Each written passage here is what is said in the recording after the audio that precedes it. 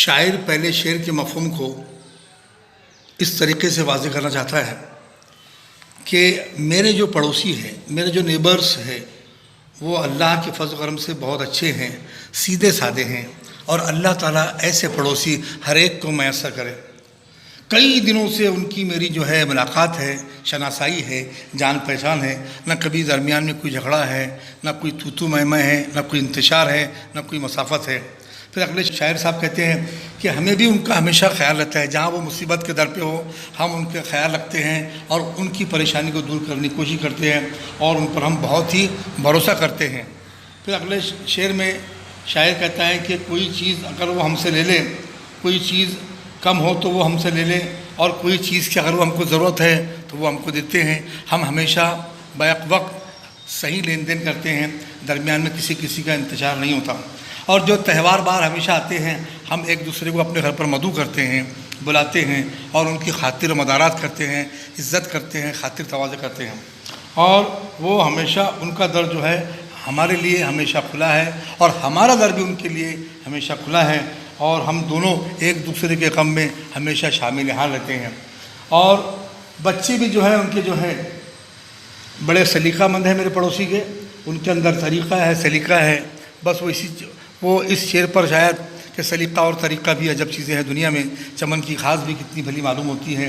تو ان کے بچے اور میرے بچے ہمیشہ ایک ساتھ رہتے ہیں، کھیلتے ہیں، کودتے ہیں، نہ کبھی جھگڑا ہے، نہ کبھی غصہ ہے، نہ کبھی کوئی انتشار ہے، ہمیشہ مل جل کر رہتے ہیں اور ایک دوسرے کا کاموں میں ہاتھ بٹاتے ہیں۔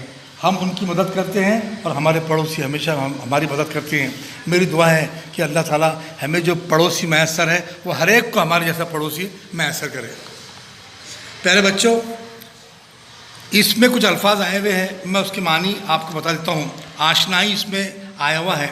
آشنائی کے معنی ہوتے ہیں جان پہچان۔ اس میں ایک لفظ آیا ہوا ہے تواضع۔ تواضع کے معنی ہوتے ہیں مہمان نوازی۔ جیسے آج ہم نے ہمارے مہمان کو دعوت دی اور آج ہم ان کی خاطر تواضع کریں گے۔ دل کھلا رکھنا یعنی اچھے ڈھنگ سے ملنا۔ ہمیشہ اپنے مہمان کے لیے انسان نے دل کھلا رکھنا چاہیے۔ مددگار اس میں آیا ہوا ہے۔ مددگار کے معنی ہوتے ہیں مدد کرنے والا۔ اس میں سوال آیا ہوا ہے، سوال نمبر 1 ہے کہ شاعر کے پڑوسی کیسے ہیں؟ اس کا جواب یوں ہے کہ شاعر کے جو پڑوسی ہیں وہ بہت ہی سیدھے اور سادے ہیں۔ اس میں دوسرا سوال ہے کہ شاعر اپنے پڑوسیوں کو کب سے جانتا ہے؟ تو شاعر اپنے پڑوسیوں کو کئی سالوں سے جانتا ہے، بہت سالوں سے، بہت پہلے سے ان کی آشنائی ہیں، جان پہچان ہے۔ تیسرا سوال ہے کہ پڑوسی ایک دوسرے کے کام کس طرح آتے ہیں؟ وہ ایک دوسرے کی مدد وقت آنے پر ایک دوسرے کی مدد کرتے ہیں، تہوار آنے پر ایک دوسرے کو وہ گھر پر بلاتے ہیں، ایک دوسرے کی ضیافت کرتے ہیں، خاطر تواضع کرتے ہیں۔ شاعر نے پڑوسی کے بچوں کے بارے میں یہ کہا ہے کہ میرے جو پڑوسی کے بچے ہیں وہ سلیقہ مند ہے، اور نہ کبھی جھگڑتے ہیں، نہ کبھی روٹتے ہیں، نہ کبھی غصہ کرتے ہیں، ہمیشہ ایک ساتھ ہنستے ہیں، کھیلتے ہیں، کودتے ہیں۔ شاعر کیسے پڑوسی کے لیے دعا کر رہا ہے؟ شاعر ایسے پڑوسی کے لیے دعا کر رہا ہے کہ جیسے ان کے پڑوسی ہے، تو شاعر یہ کر رہا ہے کہ جیسے یہ سیدھے سادے پڑوسی ہے، ویسے اللہ تعالیٰ ہر ایک کو سیدھے سادے اور اچھے پڑوسی میسر ہو، کیونکہ اچھے پڑوسی کا میسر ہونا بھی اللہ تعالیٰ کی طرف سے ایک بہت بڑی نعمت ہے۔ ہاں، ان الفاظ میں ضدین کچھ الفاظ آئے ہیں جس کی ضد میں آپ کو بتاتا ہوں۔ ایک لفظ آیا ہوا ہے خوشی، اس کی ضد ہے غم۔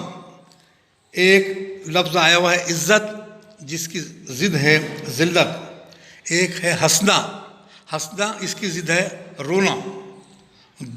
دکھ اس کی ضد ہے سکھ، اور روٹھنا اس کی ضد ہے مان لینا، قبول کر لینا، تسلیم کر لینا۔